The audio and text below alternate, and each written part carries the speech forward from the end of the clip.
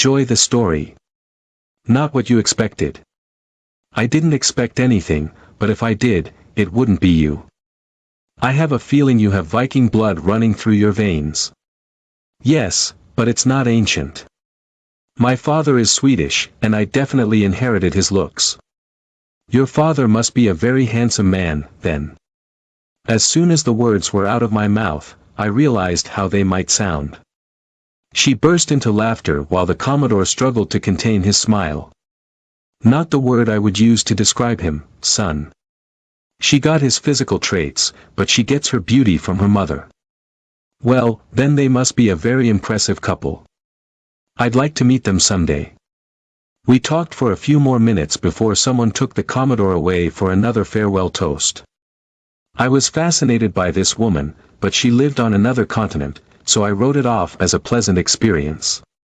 It will definitely appear in one of my future books. A few minutes later, I said, "It was nice, but I have to go. I'm flying to Chile tomorrow for research. Tell your grandfather I'll call him when he's settled. If you're looking for your wife, she's over there," she said, pointing in the direction. I looked to see Darla looking at us, and she looked miserable. This is not my wife, at least not anymore. We have been divorced for over 4 years. Does she know about this? See that handsome man walking towards her. They'll be married in 4 months. She shrugged. I give them a year.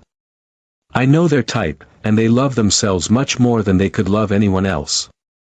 It makes them feel entitled. You're very perceptive. He's a lawyer. Yeah, the way you said that one word spoke volumes.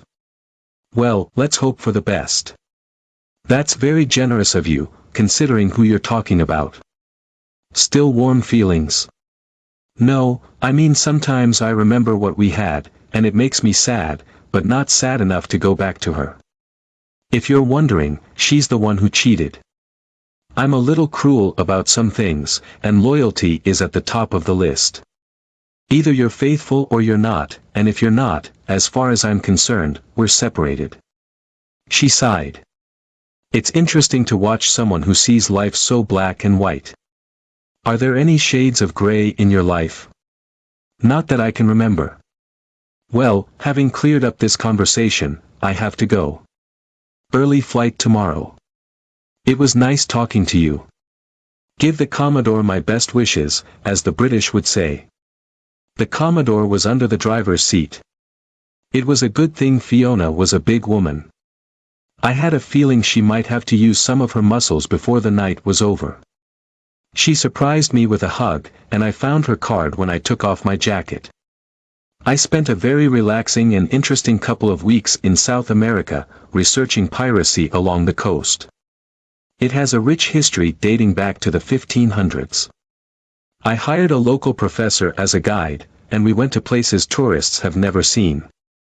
Most people were open and friendly, but we also visited one remote village that could only be reached on foot or by mule.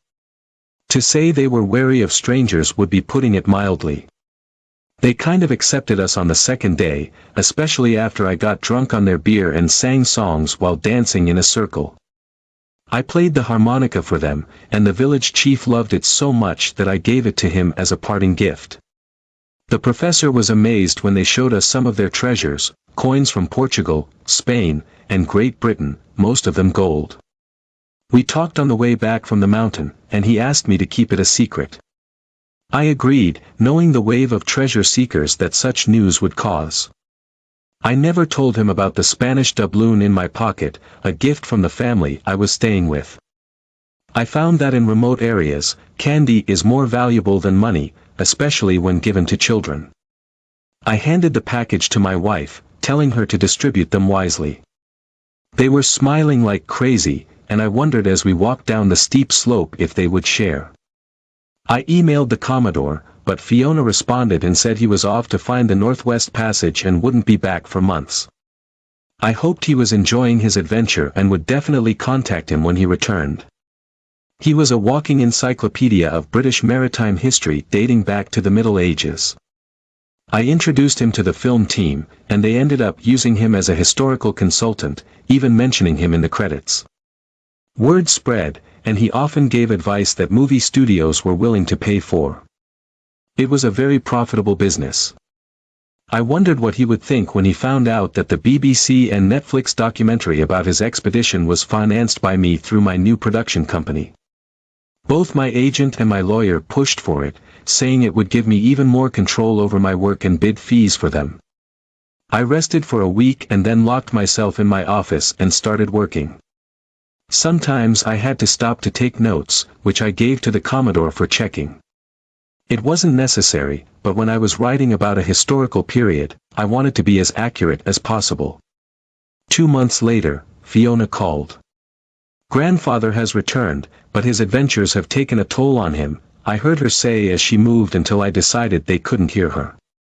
He looks bad, Miles. I think he should never have left, but it was his lifelong dream, and he achieved it. Not many people can say the same. The first thing I made him do when he got home was go to the doctor. Now he is on bed rest, going crazy from idleness. If you could give him some task, it might help. I asked her to pass the phone to him. After a few polite words and a brief description of his journey, I asked him to check my research and suggest ideas on how to make the work more accurate. He perked up considerably and asked me to send him my notes, promising to respond as soon as possible. Take your time, Commodore. I have a feeling this will be the best I've had in a while, and I want it to be as perfect as possible. He laughed, knowing how pedantic I could be, and we hung up. I looked at the phone for a second and decided that I would visit him as soon as possible. I chuckled, thinking that I might be being overly pedantic. I'm known for getting obsessive sometimes. I have a writer friend whom I visit every time I'm in her city, most often for dinner with her family, although we occasionally go out into town. Her husband was large, moved with the grace of a cat, and had eyes that moved constantly. He caught me watching him one evening and grinned. I know it's killing you, but don't ask. He won't tell you anything anyway. Let's just say he works for the government and keep it to ourselves. And don't try to get him to tell you where you think I'm getting it from. Many of your own storylines. I didn't realize how spicy he was until we were sitting after dinner, drinking wine. He looked at me and grinned. Mozart? What? You're like Mozart. Everyone was amazed at how he could write a piece of music without editing when, in fact, he rewrote it in his head so many times that when it was put down on paper, it was almost perfect. Connie told me how he once wrote an entire novel while on a book signing tour with her, and how easy it seemed to you. You know, she agonizes over every word she writes and constantly doubts everything, while you just spill it and do minor edits. Tell me, how long was your last novel written in your head before you touched the keyboard? Smiling, I told him it was at least 9 months. It doesn't always happen that way. Sometimes, when I sit down to write, I have no idea what the next character is going to say, and it leads me down all sorts of paths. The end product is sometimes nothing like what I imagined it would be. How many ideas do you have in your head right now? 5. 2 are almost ready to be put on paper, so to speak. Another one will take no more than 2 months. Connie rolled her eyes. Ah, I hate you. No, you don't hate me. You just don't like my method. Yours works well for you, too. You have the most thoughtful plot lines I've ever seen. Your vision of where the book should go was usually spot on, but you managed to surprise the reader along the way. We often thought about working together, but I think we both knew that our styles would never match. Still, it was fun to discuss, and we would occasionally exchange ideas. They used to spend a week with me every summer. She went a little crazy when Grant and I had her laptop after the first day, but then she relaxed and had a good time. Her boys were 9 and 11, and we spent a lot of time at the lake. It made me miss the kids, but I came to the conclusion that my future might not include a happy ending with kids and a picket fence. A month later, I was on the coast of Scotland in a place with hills and small seas. Smuggling has been big business in the area for thousands of years and still occurs occasionally. The Commodore had a small estate that had been in the family for many generations.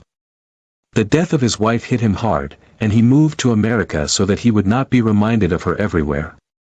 Fiona and her husband used him while he lived in the States, and shortly before he returned home, they divorced for unspecified reasons, leaving her with their son while he moved to port. Ian was 12, a fiery red-haired ball of energy who never seemed tired. He took me along the ridges overlooking the ocean between sessions with his grandfather. For his age, he knew a lot of history about the area. In fact, it gave me the kernel for my next novel.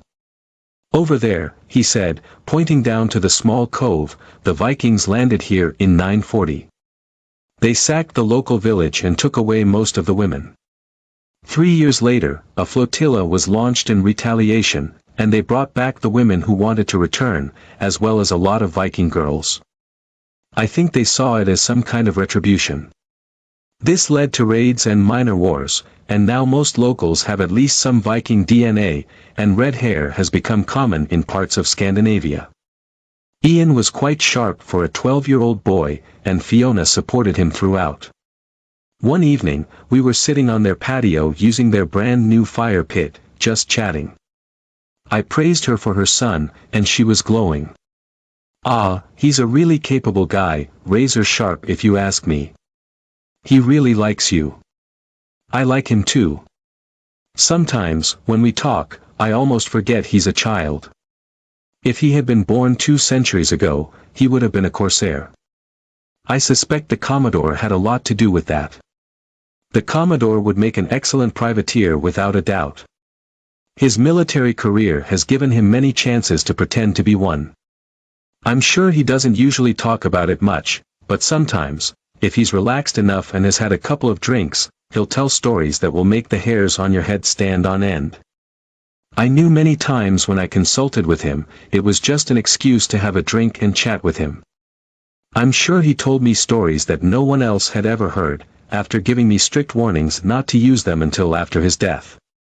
Changing the subject, she talked a little about her ex. Gustav hated the sea, which is surprising for a Norwegian who grew up on the coast. I'm sure Viking blood runs thick in his veins. Do you know how to sail a sailboat? I go sailing whenever I can. We have a small boat, and if it were up to Ian, we'd live on it. There's nothing like being out on the open ocean, living with the wind and the currents. I'm afraid I would never make a good sailor. I get a little seasick when I lose sight of the shore. My ancestors were inclined toward mountains and prairies. She started talking about my ex, so I took the plunge and asked about her marriage. She sighed. You know, it sounds corny, but we just grew apart. He gradually began to lose interest in his family and became obsessed with his career. He ended up practically living in his office when he wasn't sharing his not-so-secret apartment with his companion of the month. I finally got tired of this farce and confronted him. When I suggested a way out, he was almost pathetically quick to agree. She looked into the fire, lost in thought for a minute, then continued, "You know, it sounds civilized and unemotional, but it hurts. I never let anyone see it, but there were many nights when I fell asleep crying, not so much because of him, but because of what we lost." How did Ian survive it? I think it didn't affect him as much as it did me. His dad was always a little distant and didn't spend much time with him, so when he left, it barely affected him. I think maybe that was a good thing. I took a chance and leaned over, hugging her. To my surprise, she returned the hug so tightly that we almost fell out of our chairs. "Come on," she said, standing up and leading me to the wicker sofa. She laughed, still not letting go of me. After about 20 minutes, she pulled away and stood up. "Thank you, Miles. It's really been a long time since I've been in the arms of a man I could trust." "No, don't thank me. It's been a long time since I felt this happy while holding a woman. Maybe we should hug again tomorrow to make sure it's not a fluke." Her laugh was deep and rich. "I'll think about it. Now it's time to go to bed, separately. See you in the morning." She turned to leave, then turned around and fell into my lap, kissing me with passion and abandon. This probably went on for about 2 minutes before she suddenly stood up and ran into the house, leaving her laughter in the air. The next morning, she barely spoke to me. I spent 5 hours with the Commodore writing down stories of his long and varied military career. We finished when he said he was tired, and I went out on deck, thinking about what he had told me. I looked up and saw Ian smiling. "Come with me. Mom wants to show you something." He led me around the house to meet Fiona. She was wearing black leggings, sturdy boots, and a thick knitted sweater.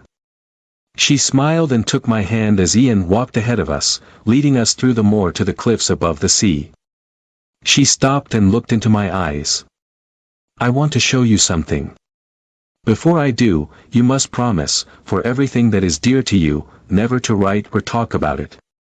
This is a secret born here which must remain here. It is sacred to the locals, and some may be very upset that I let a stranger see this. Promise me, Miles."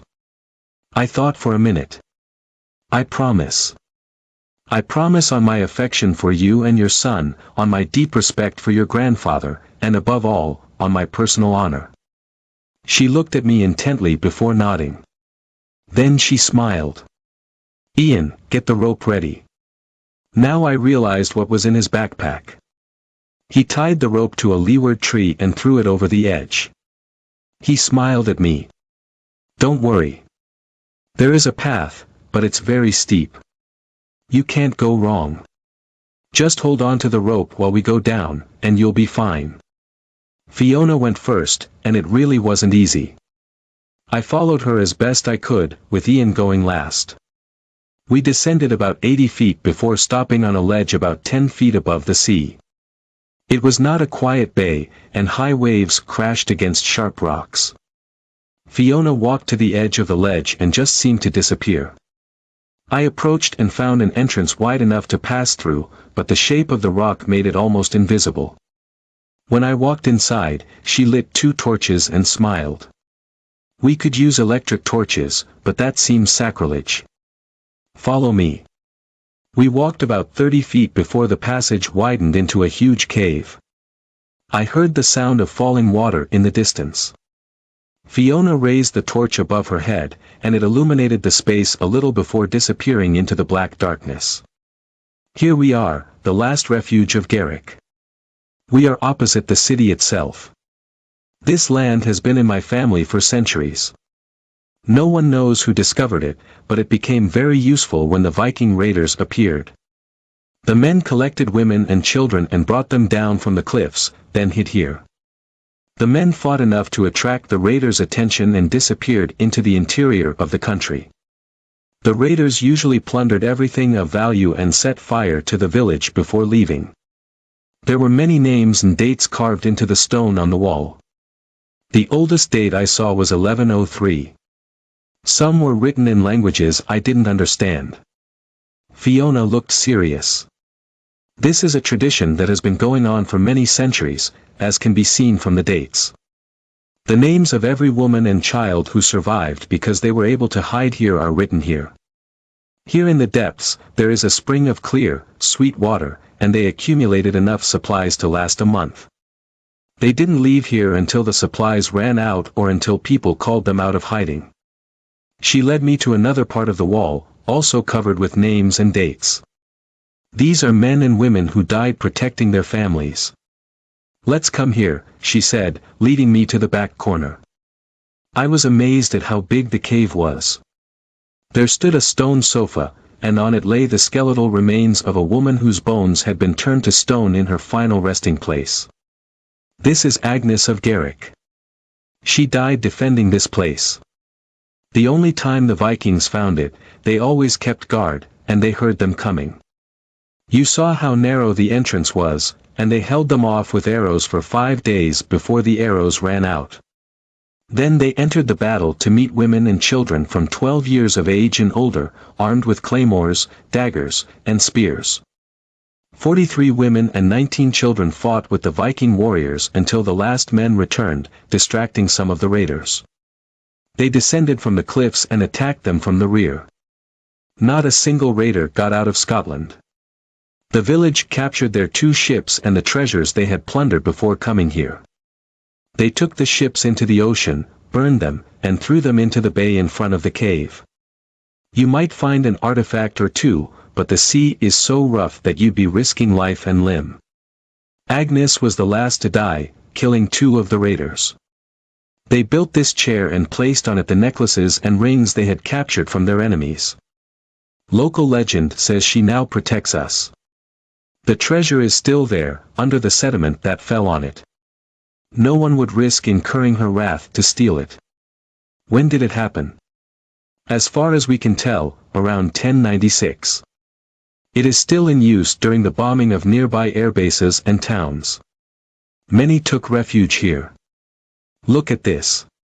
She raised the torch again, and I saw Agnes Wallace, Jane Wallace, and Harold Wallace.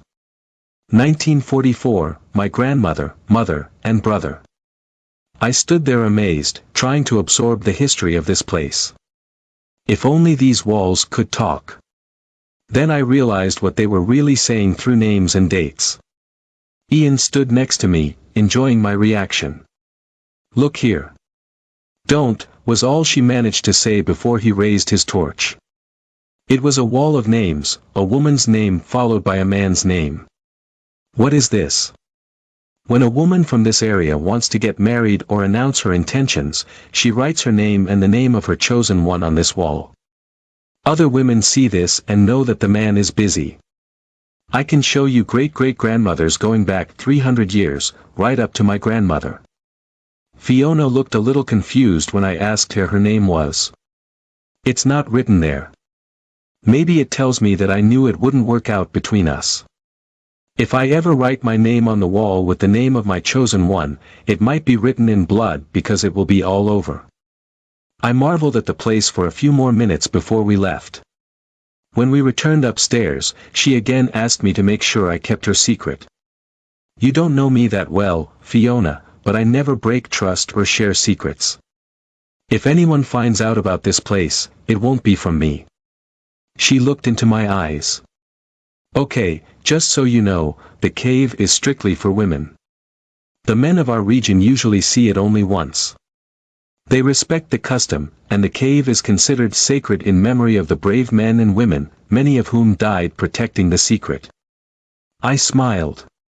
I'll keep my word, but you know it will torture me thinking of all the books I could write about this place and the secrets it has seen. Ian walked ahead of us, stopping every now and then when something caught his attention. We talked about him, how proud she was of him, how she hoped to get him into a prestigious boarding school. She saw my furrowed brow and asked. I shrugged. Different cultures, apparently. In my country, boarding schools are not that common and are mostly military. If I ever have children, I will want them to be as close to me as possible while they grow up. She paused thoughtfully for a minute before changing the subject. I'm worried about my grandfather. So do I, but we need to face the facts. He is almost 80, and his dream has cost him a lot. However, it was the completion of a lifelong dream. How many can say that they have actually passed the Northwest Passage? When we return, there's something I'd like to show you. I'll ask you to keep it a secret, just like you asked me. I think you'll like what you see. That night, after everyone had settled down, she knocked on my door. I had already set up my laptop and sat her down in front of it. It didn't take long before she started crying, and when the clip ended, she was sobbing profusely. She settled into my arms and gave free rein to her tears, then lay down and fell silent. I showed her some pictures from the trip. Some of the images were very powerful. One in particular really touched her. It was her grandfather standing at the helm in a storm, singing Northwest Passage as the rain and snow beat him and the wind whipped his sails. The voyage was made on a sailing ship similar to those in use at the time. In addition to sails, it had an engine, though it was diesel rather than steam like Franklin's ships. Global warming has melted the ice enough to make travel possible, and many have already used the passage. The journey took 10 weeks in total, with stops along the route to visit historical sites, including the island where Franklin was believed to have been buried, though no one knew the exact location. Historically, the failure of the expedition has been covered many times, with multiple expeditions launched to determine the fate of the crew, so the producers only touched on it lightly enough to set the scene. I spent another 3 weeks before I had to leave. By this time, the Commodore was hardly out of bed, and we had many conversations, most of which I wrote down. Fiona and I were getting closer, although we hadn't crossed the line. It was very hard for me to leave, and I was surprised by the intensity of the hug I received from Ian. He became my walking companion, and we went on many long walks over cliffs and moors. He and Fiona accompanied me on several short research trips, and I enjoyed his wonder at what he saw in the museums as well as in the field. Fiona seemed to hold on to me a little longer than usual. I made them promise to come back to me in the summer, and they made me promise to return as often as possible. I returned home, but often found myself looking out at the lake from my office window, watching boats, especially sailboats. I finished the novel and, in the preface, expressed my great gratitude to the Commodore for his historical information. The book became my most successful to date, and the fight for the video almost drove my agent crazy. To use an old-fashioned term, Fiona and Ian gave me a very nice call, especially about the dedication. It was addressed to them and read, "This book is dedicated to Fiona and Ian Wallace." I used her maiden name, which she took back after her divorce, for their contribution and support. Fiona could have been the mother of a modern corsair, and Ian would have been a distinguished sailor in another time. The tradition lives on. Winter was just beginning when I received another call from Fiona. She was crying so hard she couldn't speak, so Ian answered the phone. "Grandpa died. We need you to come home." I didn't pay attention at the time, but I thought on the plane about his words. Come home. We spoke at least twice a week, and he became a minor celebrity when the book came out and the dedication became public knowledge. They met me at the plane, hugging me as if their lives depended on it. We returned to the estate, and I began making calls to fulfill his last wish. He wanted to be buried at sea with full naval honors. He also wanted to be buried in the traditional style, with his body sewn into a shroud with weights and sent into the depths. The morgue froze his body according to his instructions, awaiting further orders. The Commodore was, in fact, the captain, and the Admiralty did a brilliant job. He was taken to sea on a small warship, accompanied by a guard of honor, several old veterans who had served with him, and his family. There were no reporters, no film crew, only sailors and relatives. He went into the depths in a ceremonial uniform with the medals presented to him sewn into a dark blue shroud with yellow stars. 3 symbolic cords weighed down the shroud. After the chaplain concluded the ceremony with the traditional "We now commit your soul to the abyss," the Boreau was unslowly tilted, and he slid towards his final resting place. Fiona and Ian threw a wreath into the water as the ship's guns fired a traditional salute to a sailor. He was buried in the bay of his home, and if you looked up, you could see his estate from the water. The whole city and much of the countryside lined the streets as the procession made its way to the harbor, and the boats were so thick that you could almost walk on them to the shore. The Commodore was much loved and considered a national hero. When his will was read, he left everything to Fiona and Ian, the house, his possessions, and money, which turned out to be much more than expected. He left Ian all of his naval memorabilia except for one item, a naval saber that belonged to his great-grandfather, an officer in the mid-1800s, which was worn in many famous naval battles. He left it to me. He left me a little note. I never had a son, but if I had, I would like to think that he would be a man like you. So accept it with my gratitude. I would ask that after your passing, if you have no sons, give it to Ian. It should stay in the family. I protested, but it was not heard. Save it. It meant a lot to him to have it as yours, and I'm sure it will stay in the family. They seemed to be at an impasse, so after arrangements were made to take care of his property, I took them home with me. Several days turned into weeks. Something had to be done about Ian's training, so I sent him to a private academy that was highly respected. It took him a while, but he adjusted to the fact that I had a lot of boys and quite a few girls underfoot on the weekends. Even at 13, his fiery red hair, natural beauty, and instinctive charm made all the girls follow him like loving puppies. Sometimes it was very amusing, sometimes it was annoying. Fiona was a little mopey, but all the children under her feet brought her out of the state. She soon became friends with the other mothers and began participating in school activities. I've been working on something new, something that will require a little travel, but that can wait until the summer. We settled into semi-homey bliss and bonded as a family. I was required to attend all of Ian's school events, and when one of the mothers got too close, Fiona would squeeze my hand, sending a message. A month after I brought them home, we were sitting by the fire, looking at the frozen lake. Ian went to the movies with friends and stayed the night, so we had the house to ourselves. Fiona fumbled for a minute before speaking. "Miles, I need to know if you have any feelings for me, a man's feelings for a woman, because I'm falling in love with you, something I never thought I'd experience again. But you haven't given me any indication. So, if you don't feel the same, I thank Ian and I will go home. Where are your passports?" "What? Where are your passports?" "They're in my room, in the dresser drawer." "Bring them, please." All sorts of thoughts must have been running through her head, but she caught them. "Follow me." I took her to my bedroom and put the passports in the safe. "Here. Now you can't leave, at least not until you go through the process of getting new ones. I'm holding you and Ian hostage." It took her a second, but a smile spread across her face. Then she threw me onto the bed. I didn't expect this to happen.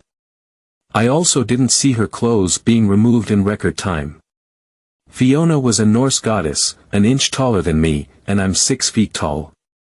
We were going to one of Ian's school events that required a suit and dress. She shocked me with how good she looked. I hugged her and frowned. "Where are your heels? A dress like this requires heels."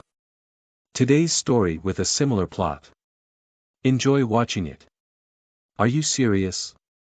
"You can't be serious," muttered George Lussett when Reynolds told him he had just received a subpoena. "I'm afraid so, mate," said the large man, his face a mask of sympathy as he took a photograph of George holding a large brown envelope.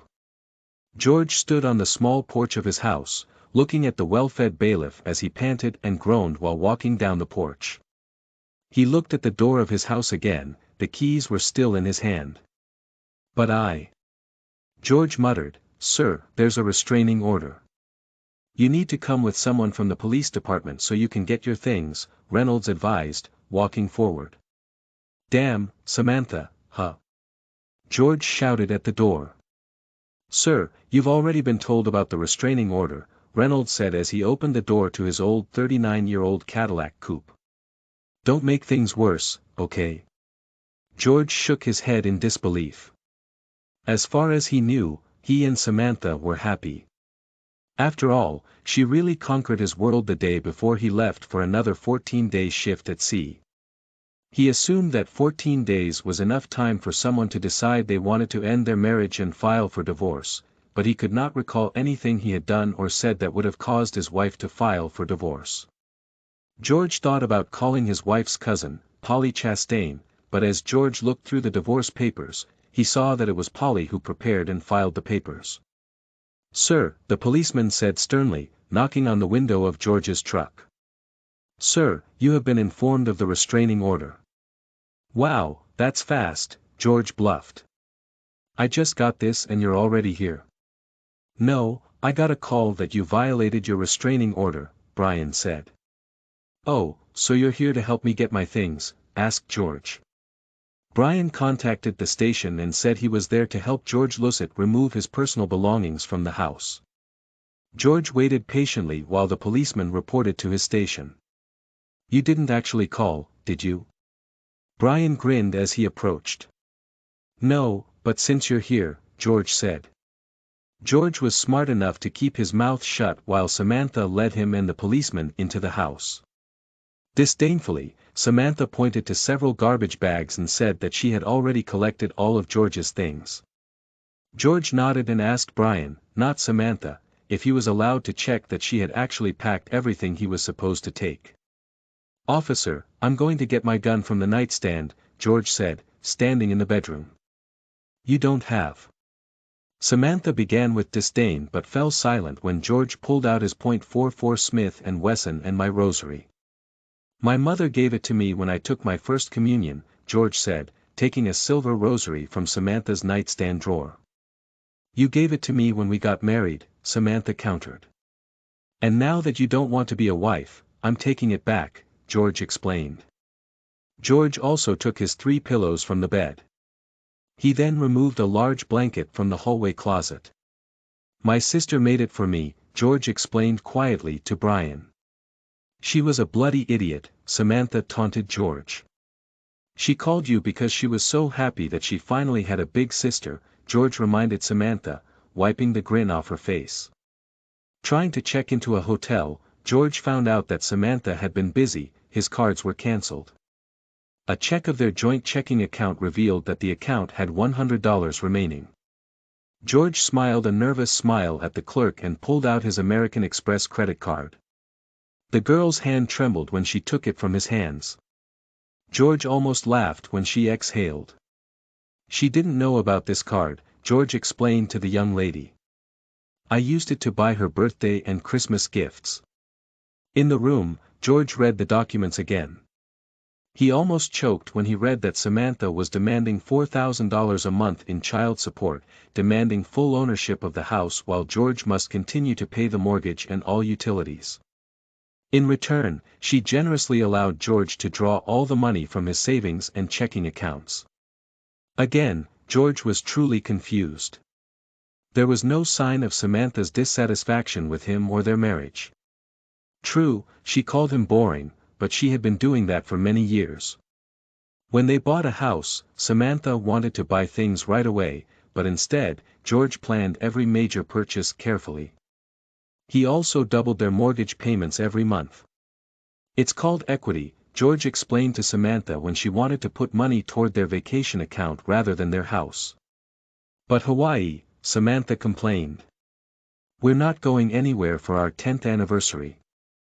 George assured her it's only 3 years from now and we'll have 3 years more money in both our holiday fund and household bills.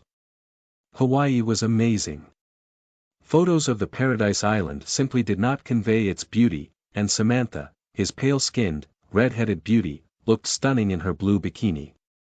George hoped Samantha had packed his 3 Hawaiian shirts as she cleared out his side of their closet. He doubted he would ever return to the Hawaiian paradise, but he liked the loose, comfortable shirts. With a sigh, George searched his cell phone for a good lawyer. Richards, Film, and Jones answered the call in a pleasant voice. When he heard the voice announce the name of the law firm, George felt the gravity of his situation. George sighed. The pleasant voice repeated the name of the law firm again.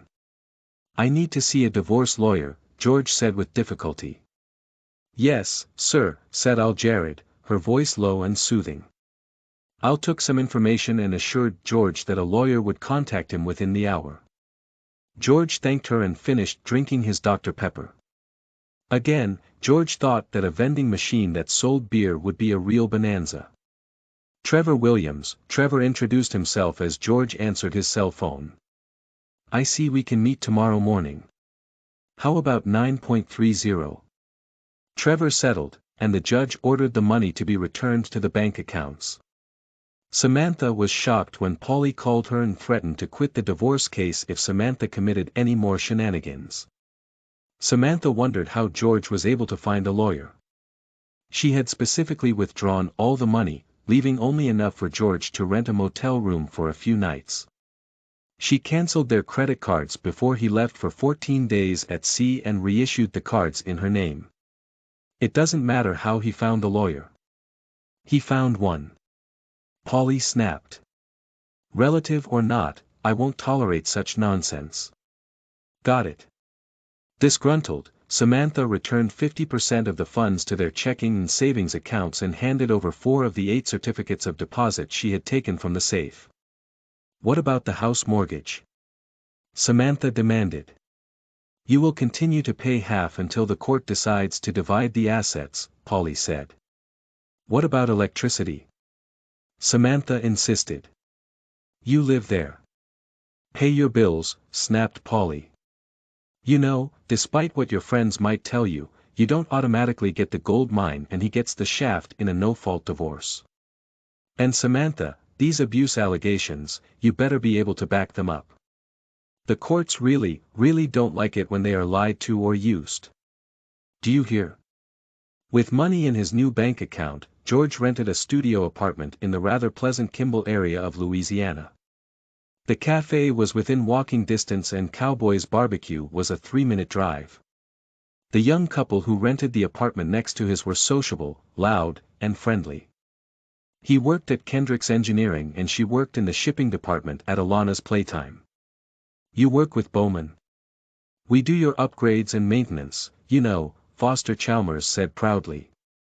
"Yes, sir," George smiled as he and Foster together carried George's almost new sofa up the stairs and into his apartment. Denise Chalmers somehow managed to convince George to leave her the keys to his mailbox and spare keys to his apartment. She checked his mail and left it at his apartment. Their mailboxes were next to each other at the mail kiosk. She was offended when George asked how much it would cost. Foster offered a 6-pack of beer. Elizabeth Lager, Denise hit her husband in the buttocks. "We're neighbors. Neighbors help each other," Denise said. "Should this neighbor buy you a 6-pack of beer just because?" George suggested, seeing the disappointment on Foster's face. The next time George saw Samantha, she was visibly pregnant. She was also standing next to an arrogant-looking man wearing a very expensive suit. "And how many months are you?" George asked Samantha. "We can serve," Trevor recalled, looking at the imperturbable Samantha. "About 4 months," Samantha admitted. As the two lawyers argued back and forth, George looked at his wife. She was a real beauty with waist-length red hair, porcelain skin with a few freckles on her thin nose, and deep brown eyes that captivated George at first sight and kept him under her spell throughout the 12 years of their courtship and marriage. Samantha Chastain had 29B breasts, a 25-inch waist, and 30-inch hips with a cute 5th place on her 5 feet 5 inches body. George was fascinated from the first meeting, and the glances she cast in his direction indicated that she too was not indifferent to George. Alan Luck, working on an offshore platform, made George a strong man. His clothes were tight-fitting, and Samantha was impressed by the package in front of her. "And you can dance too," Samantha laughed happily as they twirled to the music of a Zydeco band. Now, sitting in the courtroom in St. Elizabeth's Parish, George looked again at his beautiful red-haired wife. She had that happy glow that pregnant women have, and George smiled sadly. Most likely, she would finally get those big breasts she had always complained about. Because Samantha was unable to provide evidence of the verbal and emotional abuse she alleged, the restraining order was lifted. Trevor chuckled when George whispered that he didn't want to be within 500 yards of her anyway. "Maybe it will keep you out of jail," Trevor reminded George. "It means you can go to the store without worrying that she might appear in the next aisle and start screaming that you disobeyed orders. The police tend to not believe that you didn't know she was there." "What? Why? Why do you want this?" Samantha cried when George demanded a paternity test through Trevor. "This is not your child." "Insurance. You can't say you have better insurance through your job," George countered. "Huh?" asked George. "But I'm already on your insurance," Samantha responded. "Oh no, madam, you are not on it," George laughed bitterly. "I took you off of it the minute you handed me the summons." "Ha! Remember you like my butt?" Samantha said sarcastically. "No, I loved your butt." "I loved all of you," George muttered to his lawyer. "Well, you probably won't get any child support," Polly hissed to Samantha. "What? Why? Samantha demanded. You and your genius just admitted that you had a night while you were still married to Mr. Lusset and lived with him, Polly said. In the future, keep your mouth shut and leave your boyfriend at home, okay? Before his next 14-day shift, George donated blood to Dr. Frank Roberts. The doctor smiled, assuring George that performing a DNA test during pregnancy was safe and would not harm the baby. The sample is actually taken from the amniotic fluid, not from the baby itself. Dr. F. Roberts informed Trevor and Polly of George's concerns. Samantha's eyes filled with tears as Polly relayed this information to her. You know, maybe it's not too late, Polly quietly suggested to her cousin. Samantha just shook her head. She left her cousin's office and went to Moulton Park. Sitting on the swing, Samantha slowly rocked back and forth until the hot sun drove her back into the air-conditioned car. Bowman Engineering was insured through Young Insurance, William's place of work. Tricarter had insurance through Mutual Fidelity Insurance Group. Dr. Roger Pell accepted health plans from Young Insurance, but did not accept Mutual Fidelity.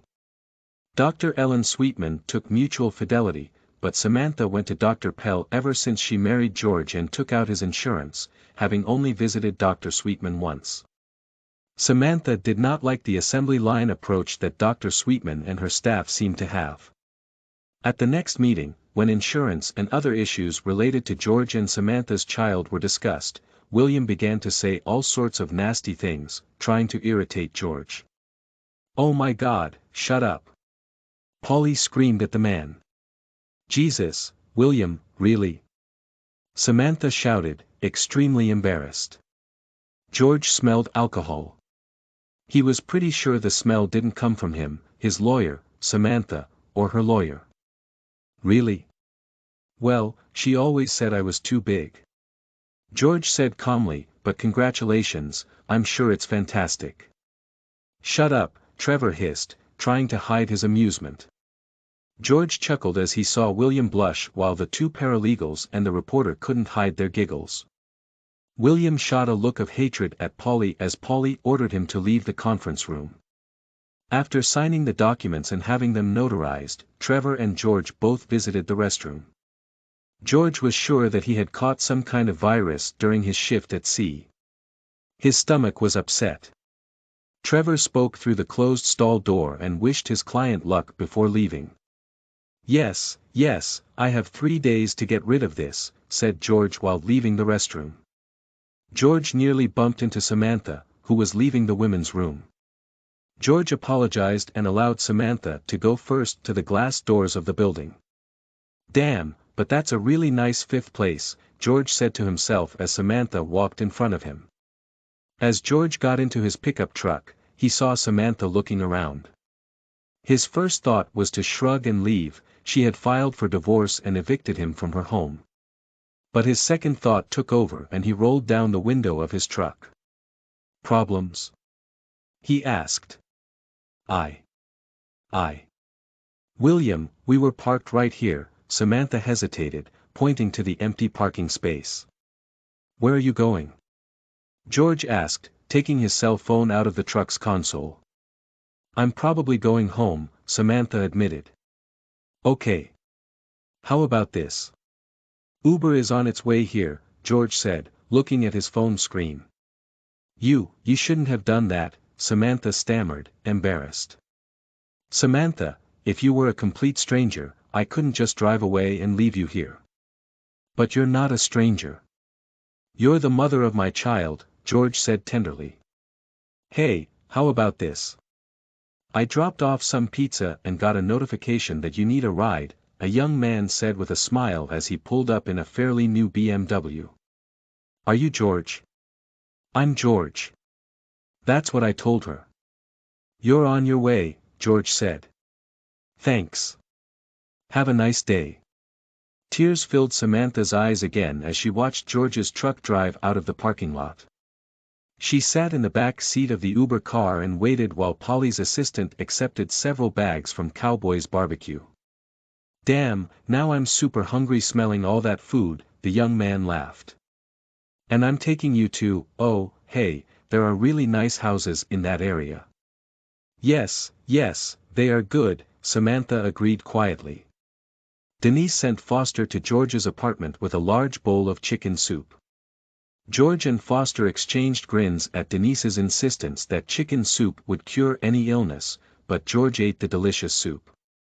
After he washed and dried the bowl, George filled it to the brim with Reese's Pieces. Denise accidentally let slip that these were her favorite candies. Foster and George both laughed as Denise squealed with delight, although she protested that he shouldn't have done it, that she didn't need those calories. Did George know how high in calories it was? Denise was already enjoying a handful of candy. While working at sea, George used the auto-pay feature of his bank to pay all his bills. He didn't know why, but he smiled when he saw a bill from Dr. Roger among the bills. "Hey, we're going to Vermilion, and you're coming with us," Denise ordered as George walked in on them. "Okay," George smiled, knowing that it was useless to argue with his strong-willed neighbor. "Surely, Fernite is playing. Do you like it?" Denise continued. "She has a friend from work she wants you to meet," Foster warned George as Denise returned to the bedroom to finish getting dressed. "She's not from work. I just saw her at work," Denise corrected. Tammy Hale was a real estate agent with flaming red hair and a lively personality. George liked her at first sight, and the feeling was mutual. They danced almost every dance, and when they stopped for beers, they chatted and laughed. But although they had a fun evening, both Tammy and George knew there was no spark, no real chemistry between them. They parted with a kiss on the cheek in sincere gratitude for the pleasant time spent. "Denise, calm down," Foster said, and George smiled and shrugged. "Listen, I'm always working," George said, "so I have a really hard time meeting women myself." "See?" Denise exclaimed triumphantly. "So just shut up." "But Denise, no more redheads, okay?" George said, showing Denise a photo of Samantha on his cell phone. "Oh, well, why didn't you say anything before?" Denise exclaimed, seeing that Samantha and Tammy could be sisters. "Because you never asked," Foster said solemnly. "You wanted to have fun," Denise said. "But now, come on, woman, I took you to dance," Foster complained as they closed the door to their apartment. The thick envelope lay on his kitchen table with other mail when George returned from a busy shift. A tropical depression threatened to become a hurricane, and his shift supervisor, George, monitored the weather. He hardly slept and worried every day whether the platform should be evacuated. He was glad to step on the boat and leave the worries and stress to Greg Mammer, another shift supervisor. Sure, George laughed as the Weather Channel app on his phone showed the depression had subsided and then lifted in the morning. But seeing a legal declaration that his marriage was over didn't lift his spirits. George read the legal terms grimly and wondered for a moment how Samantha had felt when she received her copy of the decree. George poured himself a few sips of Iron Barrel chocolate whiskey into a small glass and drank gloomily to his failure as a husband. George was at sea when William grumbled and complained and took Samantha to St. Elizabeth's Trauma Center. After 11 hours, the last 2 of which were only Dr. Peller and a nurse helping in the delivery room, William went to the cafeteria. Samantha gave birth to Cynthia Barbara Lussett. William was outraged that the child had that idiot's last name and not his own. "We're not married. Why did I have to give her the last name Carter?" Samantha said wearily. "But isn't she beautiful?" "Aha," William agreed, not even looking at the wrinkled and bruised creature in Samantha's arms. Cynthia had all the fingers, all the toes, deep brown eyes, and flaming red hair. At 61 centimeters tall and weighing 2.8 kilograms, she was a good size and weight for a fully developed baby. George nodded in satisfaction when he received the news of his daughter's birth. Barbara was his mother's name. He wondered if good old William knew that Cynthia was Samantha's mother's name, but it was also the name of George's beautiful, sweet, loving sister. George wondered if Samantha remembered this fact when she named her child Cynthia. George wondered if Samantha remembered Cindy's happiness when she finally had an older sister. George wondered if Samantha remembered her and Cindy's trips to the zoo to pet the animals in Lafayette at Ballawama. George wondered if Samantha remembered holding Cindy's hand and a congenital heart defect took their special little sister from them. Returning to land, George immediately bought the doll Andy Andrian for his daughter. It turned out that Samantha had a new phone number. A message came that the number had been changed or was no longer valid. Not wanting to show up unannounced, George called Polly Chastain's office. Polly promised to call Samantha. Samantha called George less than 3 minutes later. She agreed that now was a good time for him to come and see the baby. George held back when he saw William's Mercedes-Benz in the open garage. The message was clear. William left the garage door open so George could see that he had been replaced by a richer, more handsome man. William grinned from behind Samantha as she opened the front door to let George into the house. Samantha smiled happily as George gave 2 dolls to the sleeping girl. He placed a couple of dolls at the foot of the crib, then sat down and simply looked in wonder at the beautiful baby. He ignored William's elaborate gestures and focused his attention on his daughter.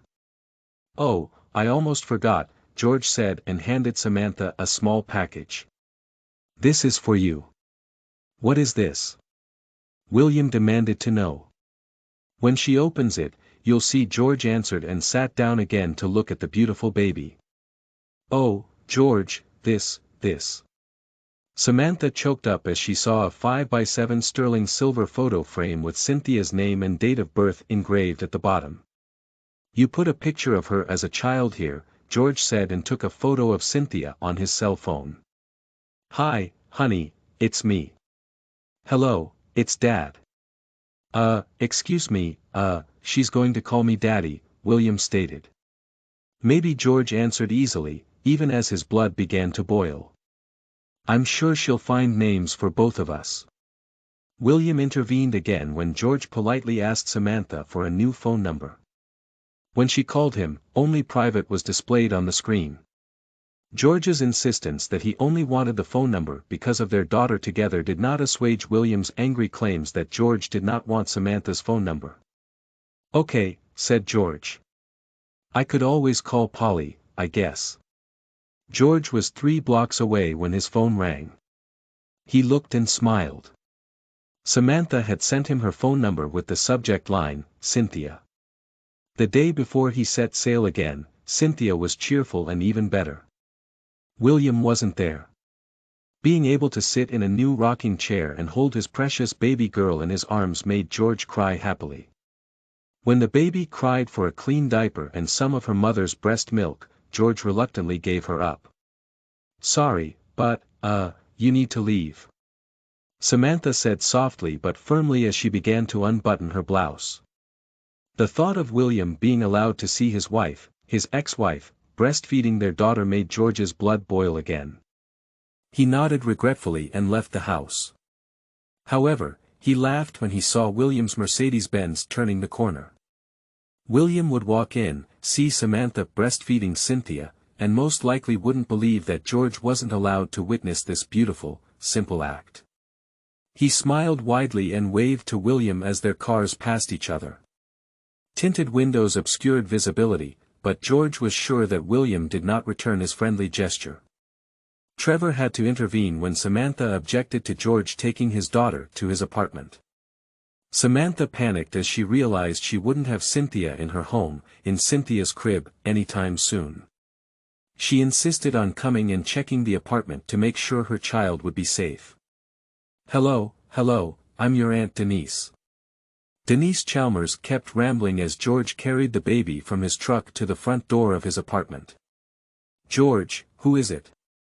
Samantha asked, concerned as the short, stocky woman admired her daughter enthusiastically. "Hey, Willie, do you believe the Saints took Jameis Winston? I know Breeze retired, but hey, what about Taysom Hill, huh?" Foster demanded as William accompanied Samantha, looking at everything with disbelief. "Me? What? Hey, man, it's William, okay?" "Not Willie," William stated, trying to impress. Reluctantly, Samantha approved of the cast-iron crib that matched the cast-iron double bed. She was not surprised that the bed was neatly made. It didn't surprise her that George had a small wash basin that he placed in the sparklingly clean bathtub when it was time to bathe his daughter. She was not surprised that there was baby soap, shampoo, and lotion in the bathroom. And I told him to buy A&E ointment because it's the best if she gets a diaper rash. Denise showed Samantha the tube of ointment in George's medicine cabinet. Do you use cloth diapers or disposable ones? Disposable, Samantha replied, still unsure about this woman they called Aunt Denise. Was all Denise said to that. Samantha discovered that William and Foster had become friends not over their shared love of the New Orleans Saints, but over George's Iron Barrel chocolate whiskey. Stoically, Samantha held out her hand for William's car keys. What? God, I only drank 2, 3, William declared hotly. Foster, Denise said, making it clear to her husband that she was not at all pleased with him getting close to their neighbor's alcohol. Man, we should buy. What is this Iron Barrel? Oh, hey, chocolate. Denise, did you know that whiskey comes in different flavors? Foster said happily, drunkenly, as Denise led him out of the apartment. The keys, or I'll take you in, Samantha demanded as William staggered to his feet from George's comfortable couch. With another kiss on Cynthia's cheek, Samantha led William out to the car. George watched Samantha walk away, admiring her beautiful figure, and then closed the door. Samantha made sure that Cynthia Barbara Lucas' baptism took place on a Sunday while George was in town. At the baptism, Richard Chastain, Samantha's father, made it clear to George that he was very disappointed in his daughter's actions. Richard and George had always had a tense relationship. Richard was sure that his daughter could have married better than a worker on an oil rig. Even after George was promoted to shift supervisor, her father was convinced that she could have made better choices. But now, even though William Carter was one of the 3 founders of the oil field service provider Tri-Carter, Richard wasn't so sure his daughter had made a good trade. Seeing how George flinched when Cynthia cried as water was poured on her while William just looked bored, Richard was certain his daughter had not made a good trade. It's not my initiative. George defended himself as they grabbed lunch at Samantha's house after the baptism. Yeah, I know. At least she was pretty honest about it, Richard agreed reluctantly. This woman who calls herself Aunt Denise, is that your girlfriend? No, she's married to that fool in the Saints shirt. George laughed, pointing to where Foster was standing, eating hot meatballs and whistling because they were too hot. The party soon ended. Foster and Denise left. The Saints were playing the Carolina Panthers, and Foster didn't want to miss the second half of the game. Some of Samantha's colleagues from the restaurant Casa Mexicana left as soon as it became clear that alcohol would not be served. She'll call me Daddy, William said mockingly to George as he sat rocking the baby. Oh, I'm sure she'll find a name for you, George replied, meeting William's gaze.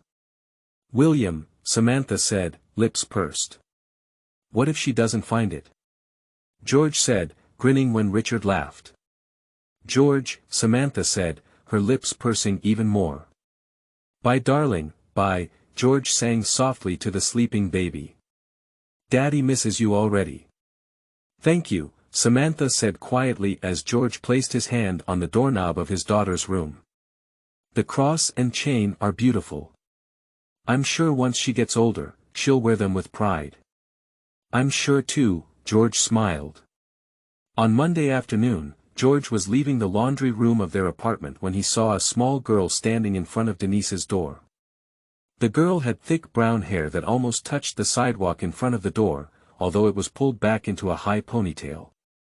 When she turned to see who was following her, George was struck by her clear green eyes.